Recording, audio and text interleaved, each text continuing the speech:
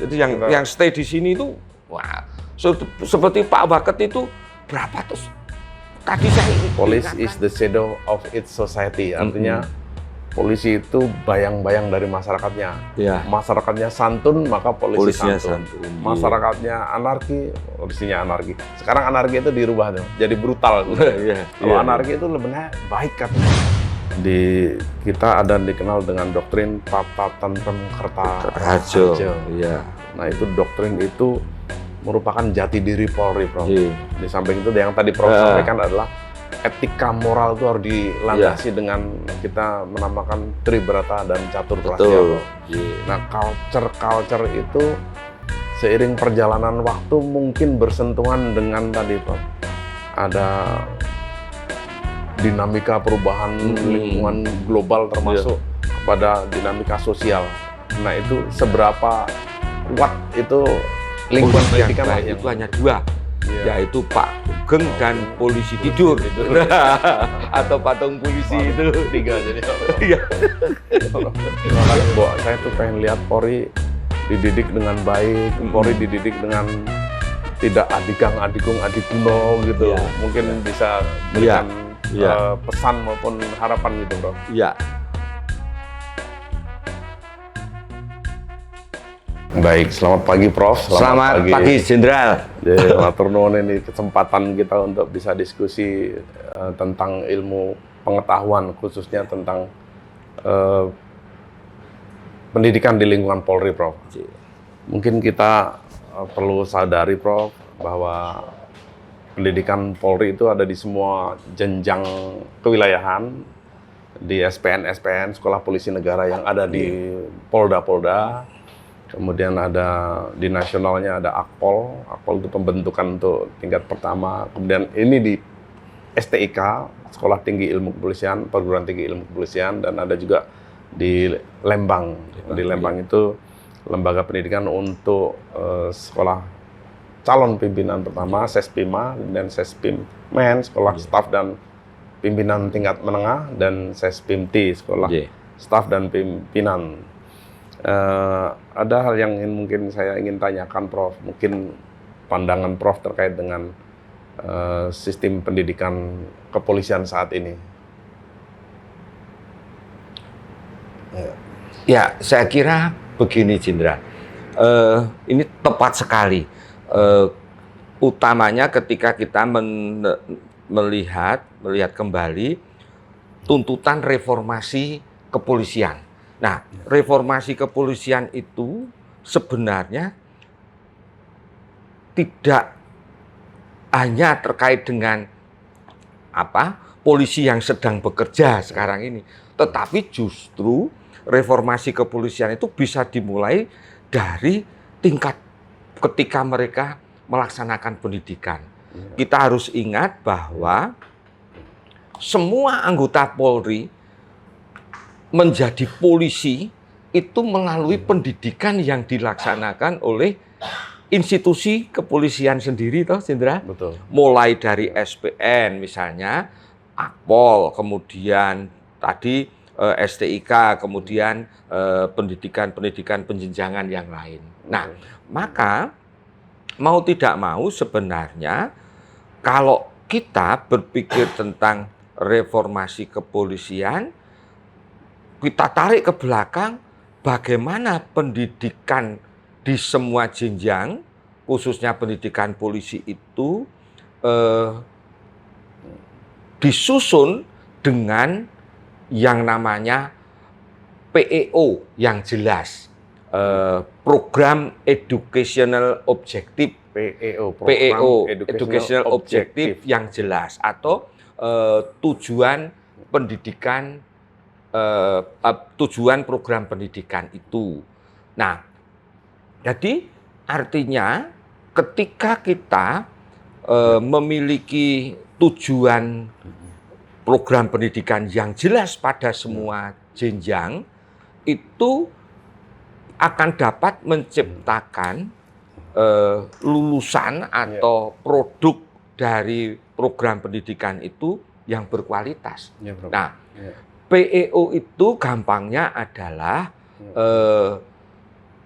apa yang bisa dicapai oleh seorang polisi yang sudah menerima pendidikan Yap. 4-5 tahun setelah lulus. Nah, 4-5 tahun setelah lulus itu diukur dari satu karirnya, tentu karirnya akan meningkat. Kemudian kompetensinya, Baik. itu karir kompetensi, leadership.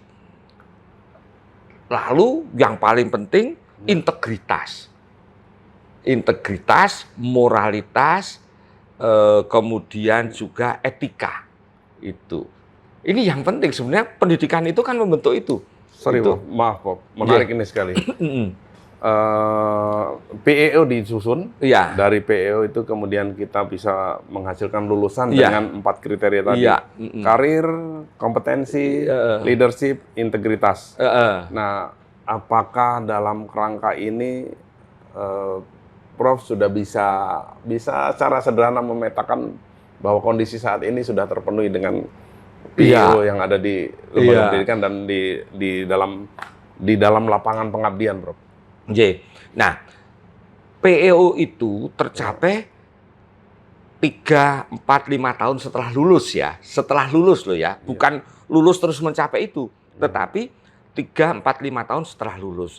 Nah, tentunya untuk bisa mengetahui apakah itu bisa tercapai atau tidak, mau tidak mau seharusnya setiap jenjang pendidikan di Lemdik Kepolisian itu melakukan survei, mengukur itu. Mengukur itu. Jadi jangan kita, misalnya masyarakat mempertanyakan, lembaga pendidikan itu sukses atau tidak, tentunya masyarakat melihat hasilnya ya. Tetapi sebenarnya yang paling penting, apakah sebuah pendidikan kepolisian itu sukses atau tidak, secara rutin lembaga pendidikan kepolisian, misalnya STIK, Akpol, atau SPN, itu melakukan pengukuran. Apakah ketika diukur melalui survei kepada pengguna misalnya, atau kepada misalnya polda-polda itu, ini hasil lulusan kami, silakan dinilai. Apakah sudah memenuhi kriteria ini? Tadi kompetensinya, kepemimpinannya, etika dan moralnya, misalnya seperti itu. Kalau itu terukur, kita bisa menyimpulkan. Tetapi kalau kita misalnya melihat kasus per kasus, tentunya nanti kita tidak bisa melihat bahwa itu produk dari lembaga pendidikan. Mungkin sejak di lembaga pendidikan yang bersangkutan sudah berkasus, toh. Betul. Jadi tidak bisa individual, harus dilihat melalui survei atau melalui pengukuran terhadap pencapaian PEO. Baik, Prof. Menarik sekali. Prof Israwan, saya mau izin, Prof. Kembali ke tadi semangat reformasi yang sebenarnya sudah bergulir sejak 1998, ketika terjadi pemisahan TNI, ABRI waktu itu TNI dan sehingga Polri. Nah, itu reformasi. Kemudian kita bertransformasi dalam 3 aspek, Prof. Transformasi secara instrumental, kemudian secara struktural dan kultural. Nah, salah satu yang terberat ternyata kultural. Betul. Kultural itu salah satu penentunya adalah lembaga pendidikan. Betul. Nah, lembaga pendidikan kita ini ingin aspek-aspek universal kepolisian di dunia diadopsi untuk bisa bagaimana sih polisi bertindak, Ada satu klausal yang disampaikan oleh Profesor Sacipto Raharjo, Prof. Kalau bahasa Inggrisnya ini, police is the shadow of its society, artinya polisi itu bayang-bayang dari masyarakatnya. Ya. Masyarakatnya santun, maka polisinya santun. Iya. Masyarakatnya anarki, polisinya anarki. Sekarang anarki itu dirubah tuh, jadi brutal. Iya, Kalau iya, anarki itu sebenarnya baik katanya, Prof. Dalam terminologi Yunani itu. Ya. Tapi kalau brutal itu memang nggak kerasa. Nah, masyarakat yang brutal, polisi juga brutal. Nah, mohon izin, Prof, bagaimana sebenarnya menerapkan mata atau kurikulum pendidikan dalam konteks supaya bisa merubah budaya ini. Katakanlah, oke, masyarakat seperti itu, tapi polisinya baik. Apakah itu mungkin, Prof? Betul, Jenderal. Secara teoritik memang perubahan yang paling sulit itu adalah budaya, culture. Itu bertransformasinya tidak mudah. Tidak mudah. Perlu waktu panjang. Nah, untuk menyingkat itu tentunya ya di lembaga pendidikan mulai ditanamkan nilai-nilai baik kepolisian. Nilai-nilai baik. Artinya perlu sejak awal seseorang masuk ke lembaga pendidikan polisi, apakah itu SPN, Akpol atau STIK itu harus diawali dengan menanamkan nilai-nilai yang baik, kemudian moral dan etika, sehingga itu bisa terus-menerus terjaga. Kemudian barangkali juga contoh dari siapa? Ya contoh dari para petinggi kepolisian, contoh dari rekan-rekan kerja dan sebagainya. Itu justru yang paling penting. Kemudian juga perlu diperhatikan bahwa merubah budaya itu juga tergantung pada lingkungan. Lah kalau lingkungan masyarakat di luar kepolisian, artinya masyarakat di luar kepolisian itu masih mentoleransi budaya yang tidak baik, ya tentunya sulit untuk berubah. Tetapi kita harus bisa antara masyarakat dan polisi itu terjadi sinergi untuk membangun bersama budaya kepolisian yang baik. Jadi tidak hanya tergantung internal kepolisian, tapi juga masyarakatnya. Itu seperti itu. Terima kasih, Prof. Prof, kami punya doktrin. Ketika Patih Gajah Mada mendeklar Bayangkara, itu adalah pasukan pengawal raja waktu itu. Tapi seiring perjalanan waktu, doktrin itu kita ada dikenal dengan doktrin Tata Tentrem Kertaraharja. Nah, itu doktrin itu merupakan jati diri Polri, Prof. Di samping itu yang tadi Prof sampaikan adalah etika moral itu harus dilandasi dengan kita menamakan Tribrata dan Catur Prastya, Prof. Nah, culture itu seiring perjalanan waktu mungkin bersentuhan dengan tadi, Prof. Ada dinamika perubahan lingkungan global termasuk kepada dinamika sosial. Nah, itu seberapa kuat itu lingkungan pendidikan lah yang menentukan mereka, Prof. Nah, sekarang apakah pendidikan yang sekarang kita ramu, khususnya ya, Prof, khususnya di PTIK, Prof sudah melihat apakah itu cukup untuk menanamkan doktrin dan tadi pedoman kerja maupun pedoman hidup personil Polri, Prof? Terima kasih, Jenderal. Jadi begini, pendidikan itu kan pada hakikatnya untuk meningkatkan pengetahuan, sikap, lalu keterampilan ya. Di dalamnya pasti juga diajarkan tentang nilai-nilai kepolisian tadi. Dan nilai itu semuanya bagus, termasuk tadi diturunkan dari nilai-nilai yang disampaikan oleh Patih Gajah Mada itu. Nah, yang menjadi persoalan kadangkala pendidikan di kepolisian itu kan dibatasi waktu ya, terutama kalau sudah di STIK karena waktu yang pendek itu ya. Nah, kadangkala untuk menanamkan nilai-nilai itu sampai bisa terinternalisasi dalam diri seorang polisi itu kan butuh waktu. Nah, lalu seharusnya bagaimana pendidikan kepolisian itu menyadari bahwa waktu yang pendek itu bisa bermanfaat. Nah, untuk itu harusnya dipikirkan bobot dari mata kuliah atau materi pembelajaran itu yang betul-betul diciptakan untuk membangun nilai tadi. Kalau terkait dengan keterampilan, profesionalisme, saya kira dari pendidikan di Akpol itu sudah memperoleh. Tetapi barangkali di STIK ini perlu lebih ditanamkan bagaimana kemudian ilmu kepolisian itu bisa memberikan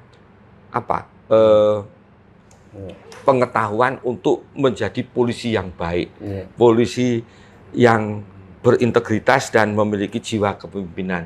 Jangan sampai nanti orang itu hanya menilai polisi yang baik itu hanya dua, yaitu Pak Hugeng dan polisi tidur. Atau patung polisi itu. 3 jadi. Terima kasih, Prof. Iya. Tadi menarik yang buat saya agak ini adalah teladan tadi, Prof. Iya, iya. Memang mudah untuk disampaikan, kita harus memberikan contoh teladan.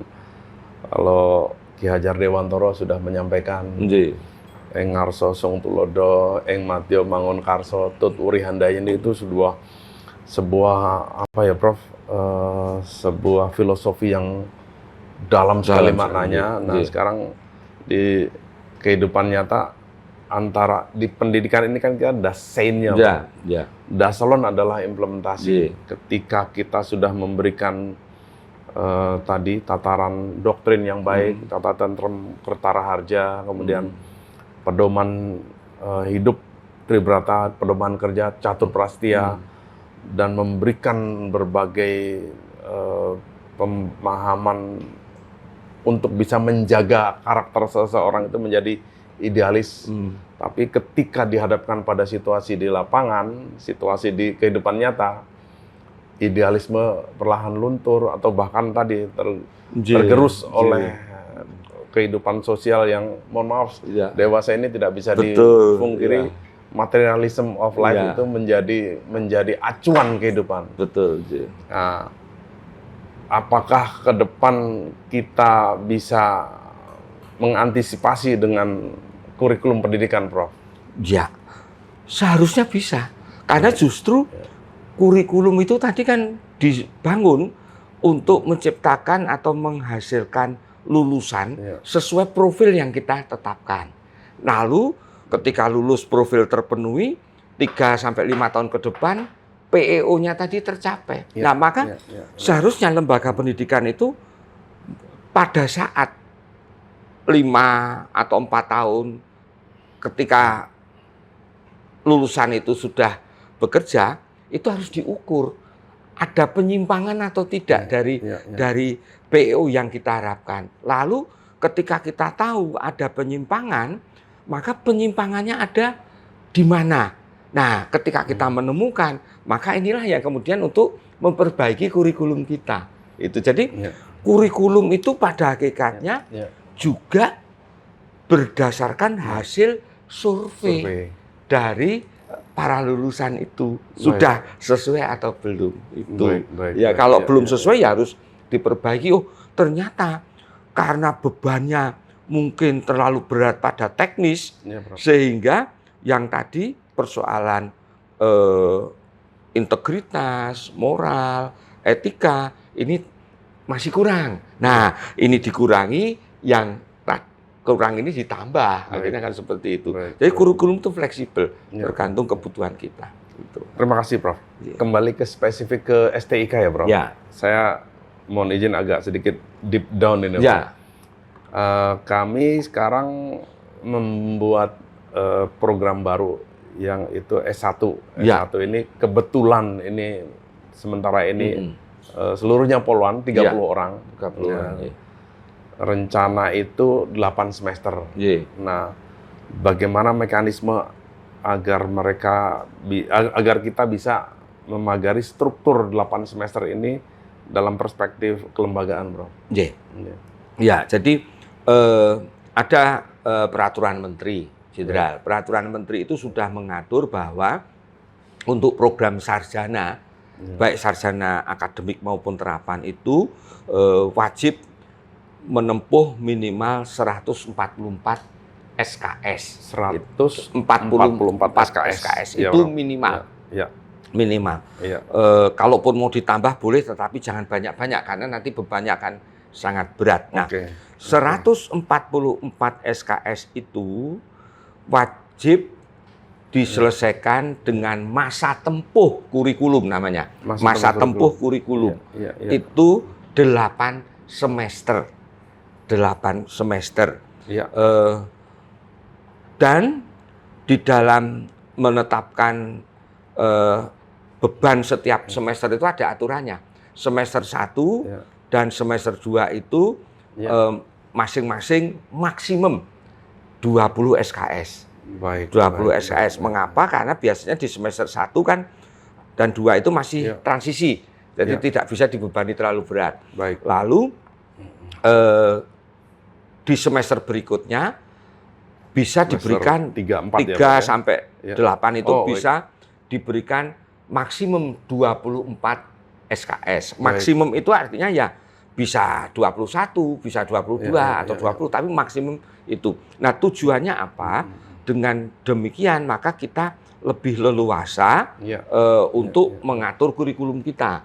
Nah, kita mau posisikan seperti apa? Ya tergantung dari lembaga pendidikan itu. Nah, sungguh saya sangat senang karena dengan demikian Sekolah Tinggi Ilmu Kepolisian itu memiliki S1, S2, S3 yang berkualitas nantinya itu. Nah, ketika misalnya ada rekrutmen pertama ini Polwan 30 orang, ini sangat luar biasa, artinya lulusan dari STIK S1 dengan khusus Polwan ini barangkali akan menambah kekuatan polisi di masa depan, khususnya untuk menangani persoalan-persoalan tadi perlindungan, pengayoman, pelayanan kepada kelompok anak-anak dan perempuan, khususnya kalau berhadapan itu yang sekarang itu, KDRT dan sebagainya itu ya. Itu yang dibilang apa namanya fragile ini kejahatan anak itu itu luar biasa. Saya kira dengan keahlian ilmu kepolisian yang profilnya jelas, yaitu terkait dengan profil perlindungan anak dan perempuan itu akan lebih meningkatkan kinerja polisi, apalagi polisinya perempuan biasanya lebih bisa terbuka dan lebih mudah untuk berhubungan dengan perempuan. Berbeda kalau polisi laki-laki ada mau melindungi ibu-ibu misalnya, malah nanti salah tompo itu. Luar biasa ini jenderal terobosan yang bagus. Baik, mudah-mudahan ini menjadi ini Prof. Nanti kami coba untuk set up bagaimana mekanisme 144 SKS ini menjadi lebih leluasa dalam menyelesaikan 8 semester. Nah, kemudian Prof, tentu Prof punya perspektif karena selama ini juga sudah cukup panjang perjalanan dengan kita khususnya STIK. Bagaimana pandangan Prof tentang Gadik di kita, Prof? Gadik ini tenaga pendidik di kita. Tenaga pendidik. Jadi begini Jenderal, kita kan tahu STIK itu punya dosen PNS juga rekrut cukup lama ya. Kemudian juga dosen memiliki jabatan akademik dan memiliki nomor induk dosen ya. Yang anggota Polri. Itu. Saya juga barusan dapat, Bro. Ya. Kemudian yang terakhir Gadik yang ditempatkan di STIK atau lembaga pendidikan yang lain, tetapi belum mempunyai jabatan akademik atau NIDN atau NIDK itu. Nah, ini ada 3 itu. Nah, maka sebenarnya saya itu selalu berpikir begini, supaya STIK itu maju, ya barangkali dosen di lembaga pendidikan tinggi milik Polri ini juga dianggap sebagai karir polisi, sehingga menarik. Jangan sampai nanti seorang polisi ditempatkan di Akpol atau di STIK itu nggak kerasan. Pengennya cepet ke lapangan atau ke daerah gitu ya, ke ini. Nah, maka seandainya bisa, ini tentunya akan merubah nanti bahwa image itu image bahwa dosen atau tenaga pendidik di lembaga pendidikan Polri ini menarik seperti halnya jadi Kapolda misalnya. Apalagi nanti misalnya beriring, misalnya sudah lulus doktor, jabatan akademiknya lektor kepala, atau lektor saja dulu, lektor, doktor, lektor, kasih kombes, doktor, lektor kepala, bintang sudah, itu akan menarik, itu. Daripada kita selalu baru duduk sebentar, ternyata nanti ditarik lagi keluar. Ada analogi di sini korban TR katanya. Iya, korban TR itu, ini kan menjadi sebuah kondisi yang seharusnya tidak bisa terjadi di lembaga pendidikan itu. Jadi memang dosen itu ya karena ilmunya, ya dia bisa jadi jenderal, misalnya seperti itu. Wah, itu perlu salah satu reformasi yang barangkali perlu disampaikan juga. Gitu. Jadi yang stay di sini itu, wah, seperti Pak Waket itu berapa terus? Tadi saya diingatkan, saya bertemu Pak Irving itu 3 kali ganti ketua ya jenderal ya. Nah itu. Artinya memang bertahan karena kualitasnya bagus, Bro. Harusnya tetap bisa. Itu. Jadi memang di beberapa mungkin ya, Bro, kami beberapa kali studi banding keluar di lembaga-lembaga pendidikan kepolisian di luar negeri, memang lembaga pendidikan itu menjadi sebuah struktur yang secara kualitas itu kuat dan berpengaruh. Artinya struktur lembaga pendidikan di kepolisian di luar negeri itu agen-agennya terpilih, terseleksi. Betul. Demikian juga dualitas. Nah, dualitas dalam hal ini adalah mekanisme penggajiannya, mekanisme karirnya, sehingga mereka mempunyai semangat yang sama dengan di kewilayahan. Misalnya saya ke Jepang, kepolisian di Jepang sana, mohon maaf, itu kepala kepolisiannya itu setingkat dengan kepala kepolisian Jepang. Sehingga mekanisme kontrol, mekanisme check and balance kuat. Kemudian ada teman-teman yang sekolah di Belanda, misalnya sekolah lalu lintas di Belanda di Apeldoorn. Juga instrukturnya juga memiliki kapasitas yang luar biasa. Kapital budayanya juga bagus dalam konteks tugas. Kemudian saya ke Inggris, Prof. Saya sekolah di Bramshill.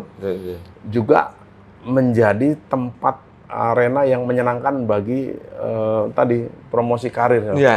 Karena di situ walaupun dosen tadi punya kapasitas untuk bisa membuat kebijakannya itu tersebar ke publik gitu. Baik, Prof.